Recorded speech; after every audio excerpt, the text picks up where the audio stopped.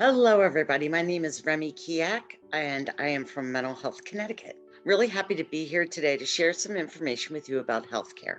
But before we get started, I wanted to thank Mental Health Association of Greater Baton Rouge, Louisiana, and Louisiana Healthcare Connections. Thank you, and I really appreciate spending some time with everybody today. This past year has been fraught with many, many challenges. And I think people who are listening are probably bobbing their heads. The arrival of COVID 19 sent us into or created a collective sense of fear, anxiety about the unknown, grief, which was connected with loss, grief over the loss of loved ones, grief because we lost our footing with changes in just about everything we do, such as our workspace, whether we had work, who we were going out with, if we were going out, so on and so forth. And as more became known about the virus, we still had anxiety around the vaccine, the different variations of the of this virus, and kind of the forever present sense that the other shoe was going to drop. So at the same time, this is all infused with the racial political tensions that are going on in our country. And you had the hurricane, which is more to deal with. So I think it's really fair to say that we've all been under a great deal of stress, and collectively, not only with ourselves, but collectively as a community. Um, and I think all of the racial tension and everything else just kind of added to what already also is existing for us in our daily lives, right? And the things we need to manage in our daily lives. So accordingly, a lot of us been left feeling kind of depleted, some of us saddened, a lot of us very anxious. And so I really thought that it would be really useful today to talk about some really great self-care tips and techniques, but also to spread the word that self-care isn't selfish. Okay. Our natural reactions to all the struggles that I just talked about are to go into a flight or fight mode. And this is our physiological reaction to something perceived to be a harmful event or a harmful event itself. And it's meant to mobilize us. And that's great because it could sharpen us and make us pay attention. But it's also quite damaging over long periods of time for us to be in this kind of flight or fight mode. So what does this fight or flight mode actually look like? Okay, as it's occurring in our bodies. How does it look physiologically? And I think the reason we want to talk about self-care is because with self-care, we can really diminish the longevity of some of our stress responses and the damages that occur. So physiologically, think of the things in your body that you have to do to prepare, right, for this fight or flight. First thing is we get tunnel vision, right? Peripheral vision goes. Our pupils dilate so we can let in more light to see. Remember, our bodies go into that, I need to stay and fight this out, or I need to run, right? So we're mobilized immediately. So again, that vision becomes sharper. Our hearts begin to beat faster, allowing more blood to move into our muscles. Our adrenal glands spit out adrenaline and cortisol, especially for women. That's all falls around the middle. We may experience butterflies in our stomach, nervousness, nausea. Our blood is being diverted from our digestive system because it's got to go to the major muscle groups if we were to have to stay or fight, to fight or to flee, correct? With this, our breathing becomes shallower, but we breathe more quickly because we have to allow more oxygen into our bloodstream. Our thoughts may race and our palms may get sweaty. It's a way to keep us cool, right? A cool body is better able to flee or to stay and fight. So all of this is not, I know what I painted was not a pretty picture. As you can envision, our bodies are not prepared to react this way for long, substantial lengths of time. We're not built to stay in this fight or flight mode. So having said that, let's talk about ways, again, just so we can diminish or avoid this constant stress that's on our bodies. And one of the ways to do that is self-care. I mean, self-care is key to reducing our reaction to stress. Yet many of us think of it as being selfish. I can't take time for myself. I'm too busy. Or, if I'm taking care of myself, I'm not going to be able to take care of others, so on and so forth. Many people walk around with that mindset. The truth is that when you're depleted, you're really not able to be, one, the best version of yourself, which means you're really not able to support others the way you were hoping you could, right? So keeping your cup full is usually important. Let's talk about ways now that we can keep our cup full. Everybody practices and enjoys different methods, if you will, or utilizing different kinds of tools to reduce or to diminish that stress. And I really want everybody to remember that the only, so we all have that in common, right? I mean, we might practice differently, but the common theme here is that we have to practice them or they don't work, right? I could be the jogger who loves to run or has taken on running as something that I do. Somebody else may have joined a book club, if you will, and that might be for them. But if we don't do it and we don't practice, if I don't run and you don't attend your book club, we've really done nothing for ourselves. So, it's like a muscle. We have to use it and we have to strengthen it. So as we talk and you're thinking about starting something and adding it to a self-care plan, be gentle with yourself because it is a muscle and you do need to do a little bit at a time and strengthen it, right? So let's start with some physical self-care exercises, if you will, or self-care practice. Remember, this is going to include also how you fuel your body and physical activity. And along with that, how much sleep you're getting and how well that you're caring for your medical needs, okay? Many times we get so busy, we're not even going to the doctors when we need to go to the doctors. That's sad, but it's also quite frightening. So moving your body is a great way to release endorphins. Okay, these endorphins are known to improve our moods and to diminish stress. Anything or any type of movement is wonderful. It doesn't have to be that you're getting in your car, going to the gym and taking an exercise class. It can be you dancing around the house while you're vacuuming, right? Close the curtains first. But it's so important just to get your muscles moving. You might love to stretch. There's so many YouTube apps you can just pull up on your phone or on the television and get right into yoga classes or Pilates classes. Anything, the list goes on and on. Even everyday chores that you're doing around the house, they count. We are up and we're moving, right? So move a muscle, change a thought. Love that idea. Eating, of course, well-balanced meals, right? The answer to our stress is not putting ourselves on this very restricted diet, right? Just take a look and think of eating as a way to nourish yourself and just try to be more mindful, right? Enjoy your meals. Focus on what you're doing, right? Make sure that you're eating throughout the day. Many of us go and think about it. Many of us go all day, most of the time until 1 or 2 in the afternoon before we're bringing any kind of nourishment into our bodies. So on top of the fact that our blood sugar crashes, which that creates all kinds of problems with our concentration and what have you, we're not treating ourselves well. Also, that eating helps reduce our blood sugar spikes throughout the day. That's very important. So to also be considered, please, everybody, is the importance of getting at least 6 to 8 hours sleep every night. If I were in a room full of people and asked how many people here are getting 6 hours of sleep a night, most of the room would be holding their hands up. Most of us need more than that. We're working to all hours of the night, getting into bed and getting up and doing it all over again. We need to start paying attention. If you can, try to get to bed 15 minutes earlier each week, right? Until you're adding that extra hour or so to your sleep routine. It's very important. Also, no caffeine before bed, and be careful because caffeine is hidden in many of the foods that we eat. So check your label. There are a lot of snacks that you can have that don't involve caffeine. So also to be considered really, really important is please see your physician on a regular basis. And I'll say that out of experience.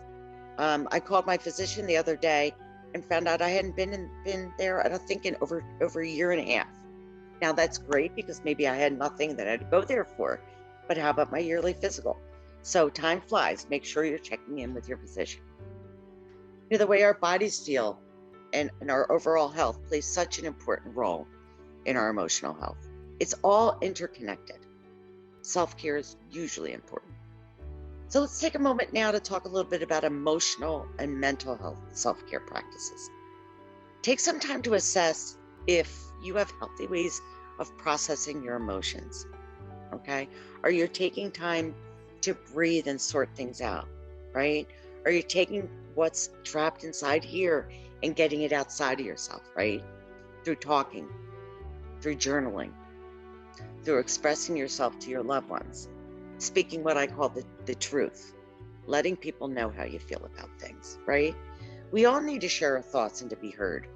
Sometimes it's a family member we're sharing them with, a friend, someone at a place of worship, anybody who's a good listener, who's trusted, right? That's part of the condition of being human. We need to connect with others, right? And also, if everything we feel doesn't get expressed physically, energetically, right? Or doesn't it get expressed verbally in a way we can process it, it's going to get bottled up, right? And before you know it, you're wondering why you have backaches every day, or your neck feels like it's in a vice, right? We're just trapping all of this within ourselves and giving us no way of releasing it. Journaling, talking to a trained therapist, all really great ways to give ourselves the gift of just being able to sit and process. We're all moving at such a fast rate, especially given what's been going on in our country with COVID, everything that we talked about before. We're just constantly turned, that on switch is constantly hit, right? We need to give ourselves some of that downtime and really think about if we've been able to process some of these changes, some of these losses, and our feelings. So very important. Mental health self-care greatly influences our well-being all around, and as well as our minds. Keeping our minds active along with keeping our bodies active is really, really important. They keep our minds sharp. One of the things that can really work against us is if we're feeling very cloudy. It's like you're tripping your way through the day and everything feels hard and clumsy. We really need to pay attention. Doing exercise puzzles. There's so many apps out there that are fun, but also keep us thinking, right? You know, most of them are free, and there's just a plethora of resources out there that we just need to kind of stop, think about, and start looking, because they're there. Classes and reading materials, very accessible, even if you don't leave your home. One of the great things they did, it wasn't a result of having to socially distance, what have you, with COVID, but one of the things they did was they created these really great virtual tours of national parks and actually museums. So even if you're still kind of, battened down and trying to stay away from people, you can go online and really just kind of lose yourself in that for a while. Wonderful videos. Deep breathing, hugely important. The first thing that happens when we become stressed out is we start breathing improperly. When we breathe, a normal breath would be that we would be drawing air in through our noses, right? With thinking of your diaphragm as a balloon. So when you're putting air into a balloon, it's expanding.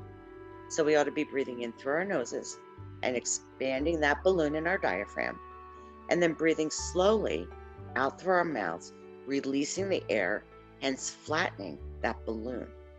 When we become tense, we're taking short, quick breaths. We're not getting in full oxygen. What happens to us is it perpetuates itself, right? With that, our heart rate goes up, our blood pressure goes up, and everything just gets into this kind of vicious cycle. So they have really, really great apps out there and very simple techniques that you can use. Up to only 5 minutes a day makes a huge difference. And I will tell you that once you're doing that breathing and practicing these relaxation techniques, you're actually going to be more productive. So there's always time for them when you think about it. The other thing I tell people in terms of that well-being too is, COVID really knocked us off and we stopped doing a lot of things. Have you returned to doing some of the things that you're good at, that you love, that you enjoy, even if they need to be done in a different way? Have we returned to that? Do we need to find other things that we find enjoyment from and that we can partake in?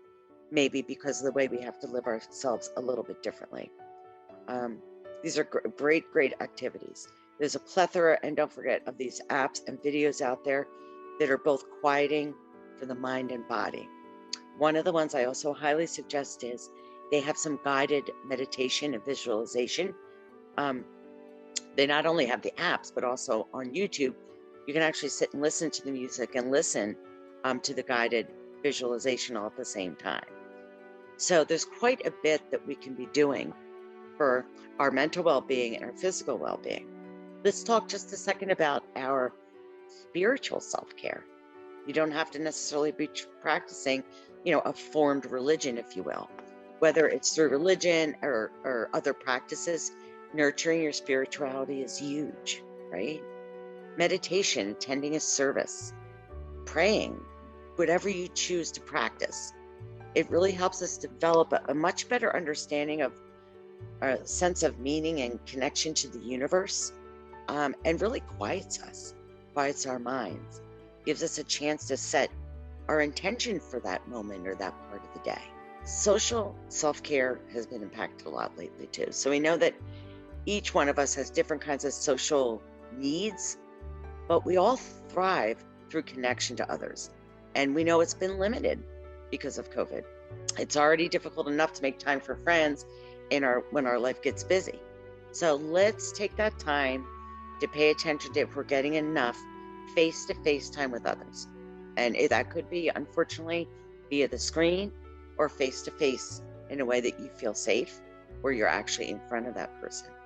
And ask ourselves, are we nurturing our relationships? We know that it's been hard to keep in contact with them.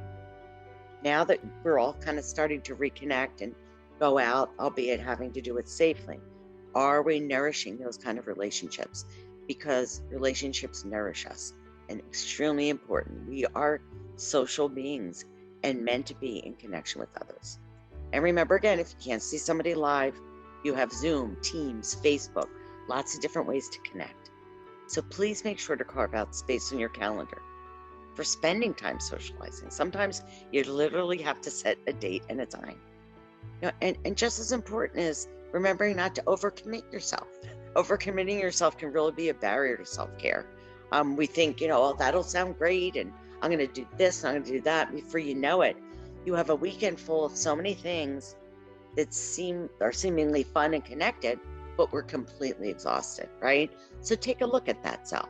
Are you nourishing your social relationships, and are you overcommitting yourself? Because it's okay to say, hey, that sounds great. I bet it would be a boatload of fun. Can we do it the following weekend instead? People understand that, right? So remember also to limit screen time. And what do I mean by screen time? The same thing, whether it's Teams, Zoom, and television. There's so many people that just put the TV on, especially if you're working remote, and it's on the news channel, and it's going 24/7. And it's a ticker tape of bad news most of the time, things that we already know about. So there's a balance to be had between staying informed and then just having all of this negativity coming out of a screen at us constantly. So be careful about what you watch. Try to mix in things that are very lighthearted, right? That aren't all about what's going on outside every single day. We spend some time talking about ideas of self-care, whether it's physical, emotional, spiritual, what have you. But before we end, I just want to return to the notion that self-care isn't selfish, right? Maybe we're not even telling ourselves that. Maybe the message is being given to us. It becomes then our right? Our right to say, I'm going to carve out time for this. And it may be might be different. People might not be used to you doing that, right? And you might get some looks of curiosity, but practice it, all right? We can only be our best selves and be well when we're taking care of us. It's not selfish. It's our right, and it's usually important. If you can challenge yourself over the next week to add in one extra self-care practice, just one for a short period of time, you've begun a journey to better self-care. Thank you for joining me today and be well. Thank you.